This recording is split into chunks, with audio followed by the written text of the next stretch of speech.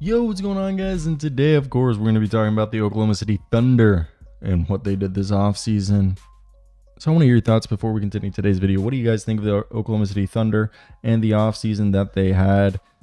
And what's the future looking like? In a few weeks, we'll do the preview video, but today we'll just recap what they did this offseason. I want to hear your thoughts in the comments. Like and subscribe for more content like this.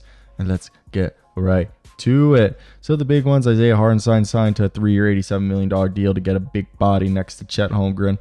Isaiah Joe came back on that 5-year, $48 million deal. They gave Aaron Wiggins a 5-year, $47 million deal. Caruso was brought in for a trade that was straight up Josh Giddey. Nikola Topic was brought in, basically best player available at that pick, a solid guy. Dillon Jones, another great Swiss Army, kind of like a Royce O'Neal guy they brought in, and then Ajay Mitchell, kind of like a bigger Gabe Vincent. And they prioritized this offseason to maximize the 2-year window that they have in salary cap before J-Dub, Chet Holmgren, and obviously the next gilgeous-alexander extensions kick in. And the Caruso trade was to get arguably one of the best perimeter defenders in the league. They bring back Joe and Wiggins on deals long term instead of letting them play out their current deals. And then Isaiah Hartenstein gives them a guy that next 2 years, probably by the third year, they might move on from him because of the whole salary things that we just mentioned. Now, Lou Dort joins, has a bunch of defenders around him. And I think this is a team that, when you look at it, it's going to be fun. Before we show you that, what else did I want to? I think Buddy Boehm, and I really think he's not going to be on the team.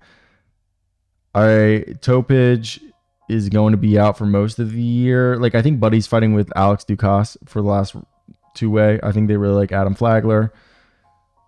If there's somebody to be traded, Ousmane Dieng and Kenrich Williams, correct me if I'm wrong, guys, those are the two guys that could be on the bubble, just because I feel like Aaron Wiggins, and then with the drafting of Dillon Jones, and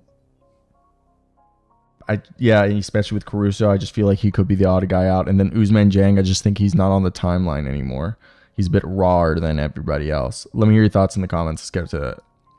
So, with that being said, what is the future looking like for this Oklahoma City Thunder team? That I do think the biggest thing for them is figuring out the future and what they need to do to maximize this window. And what do I mean by that? So coming up into the future, they still have draft pick. They have a lot of draft pick assets, and I think their whole thing is, I feel like this is the last year that they're going to want to be young, if that makes sense. J-Dub is an all-NBA player. Shea's an all-NBA player. Chet Holmgren looks like he can be an all-NBA player, if not a very good all-star, who's like could be a depoy. They have Lou Dort. Cason Wallace, solid. One of the best three-point shooters in the league in Isaiah Joe.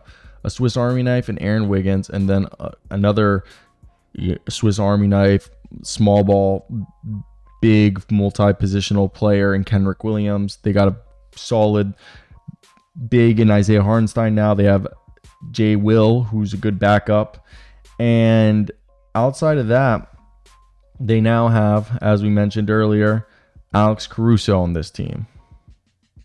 So when you look at a team that was already amongst the league's best in terms of efficiency and having the ability to be one of the most disruptive teams defensively, they basically were one of the best offensive ratings and best defensive ratings. They finished 57-25, tied for the best record in the West, and they ended up with the first, but they lost to the Mavericks 4-2. So going into this season, I think the biggest thing for them is looking at their roster with, I just think the idea is, okay, who on this roster? Obviously, I think Caruso, Dort are safe. Same thing with Isaiah Hartenstein and Aaron Wiggins. I think those guys, they know they're role players and that like they're gonna just do their jobs. But I think they want to figure out, okay, J-Dub and Chet are hopefully like Shea's a legit 1. J-Dub looks like a legit 2. Can Chet be a 3 or is Chet a 4? Is what I think they're trying to figure out. And I think they also want to see if J-Dub can do what he did to finish the year. Like, so basically, I would say J-Dub, the first half of the season was way better than he was the latter half. However, I also think like in the playoffs, J-Dub was, you know, a little bit less efficient than normal. So is J-Dub a 2 or a 3 is the other thing. I think J-Dub can be a 2, but like he could also be a 3. And is Chet the 2 or is Chet the 3 in terms of scoring options? So if they realize that, okay, J-Dub is a 3, Chet is a 4 in terms of championship, then who can they go out and try to trade for with their draft picks and to improve this roster, which I think is what they need to figure out this year. And when you look at the Oklahoma City Thunder currently with their current roster, I think, like I said, I think everyone that I've mentioned who's safe is safe. But I think they look at the money that they've spent, which I believe if we real quickly look at they still have technically $7.9 million available. They are over the first, but hypothetically, if you 6.6 with basically Ousmane Dieng and Kenrich Williams added together, that's like almost $13 million. It's like 12. It's about like $12 million there. And they can still put in, so they can take in like $20 million if they wanted to squeeze that all together. And I'm trying to think of like who's the other guy. If they were to trade Lou Dort right there, that's like $46 million or $36 million out of players who could be available next year for $36 million hypothetically in that price range. Brandon Ingram, Michael Porter Jr., Jamal Murray, Zion Williamson, yeah. I'm looking at guys who Desmond Bane, Chris Middleton, Jeremy Grant, Jordan Poole, so Julius Randle. So there isn't like Miles Bridges is $27 million. Okay, out of all the players that I mentioned, who's realistic? Maybe a Brandon Ingram, but does Brandon Ingram really make them a championship team? The same goes for if for some reason Michael Porter Jr. or Desmond Bane or Jeremy Grant, like all those guys, I just don't think puts them over the edge. And I think if they're looking at like just a score, I guess the idea of like a Brandon Ingram trade, but are you giving up in this case all that for a guy like Brandon Ingram, where you don't even know with the current roster if they would be able to do it. Right now, I'm gonna like actually pull up the numbers and see if they can do it. As like, I mean, the Pelicans might be interested if you do the package that we said to do, which was packaging obviously the Kenrich and Ousmane Dieng, but I think at that point you'd have to put in Lou Dort, which, I mean, if you don't have to put in Lou Dort, I think Pelicans might not be about it, but the Thunder would be all about it. So we're just gonna pull that up real quickly, but because for them, I think the whole thing is that they would, Brandon Ingram would be the bona fide scorer that they're probably wanting to put next to Mr. Shai Gilgeous-Alexander.